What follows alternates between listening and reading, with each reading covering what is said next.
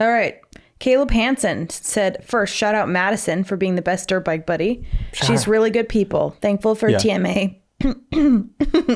Allie's been smoking. Just cut it out. Thankful for TMA for existing to create connections like that. Second, when I'm pushing the pace, I can feel my body slip into autonomy. How can I push that speed and still be present and thinking through it all? Or is that actually a perk, having trained your body to do it correctly without consciously injecting, like what you call flowing? Thanks. Shout out Caleb. Excellent question. Repeat it. He said, shout out Madison. Okay. Second, when I'm pushing the pace, I can feel my body slip into autonomy. How can I push that speed and still be present and thinking through it all? Or is it actually a perk, having trained your body to do it correctly without consciously injecting, like what you call flowing? Thanks. Excellent. So there is a sweet spot of where you are at skill-wise, in the effort that you can output and the speed that you can be going to find your flow state on the bike. If you are going too slow, your mind can start to wander, I think maybe too much, although I don't think that's the case. I think that anything within your comfort zone, you can find flow if you know how to think. If you are pushing beyond it, everything will feel very, very forced. And you'll actually surprisingly be able to get in your head more in a negative way. The key to finding flow is to not think. In that, don't overanalyze. So if a thought comes in, you just observe it and then you just let it float away. This is what meditation would be.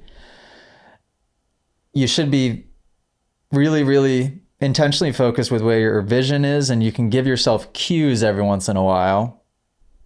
For example, there's a certain left-hand turn on a track. If I know I'm putting my inside foot out for that turn, I will think about my hips for a second. So my conscious thought will then only go to my hips for that one turn.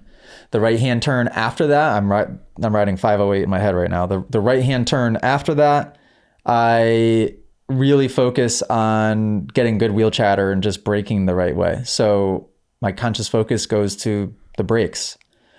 In the middle of that turn, I stand really deep through that turn. So I focus on just trying to not let my head fall inside of the bike. So I guess my conscious focus just shifts from one simple task to the next simple task, one thing at a time.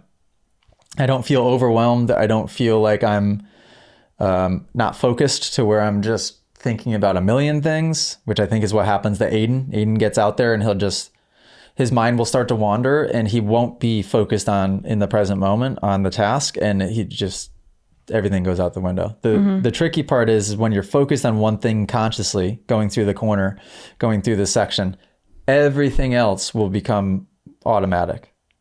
So that's where you have to have patience in your progression, because if you have 5 other bad habits, those 5 other things are going to go downhill when you're focused on that one thing.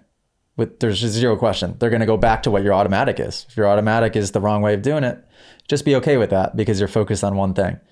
That applies to like everything in life. But that is why we practice. You practice so that you can fix all of those bad habits, make them good habits, put all the pieces of the puzzle together, get into your flow states where everything becomes automatic, and then you're doing it beautifully the right way, like Jet would be. Oh. Cool. Good answer.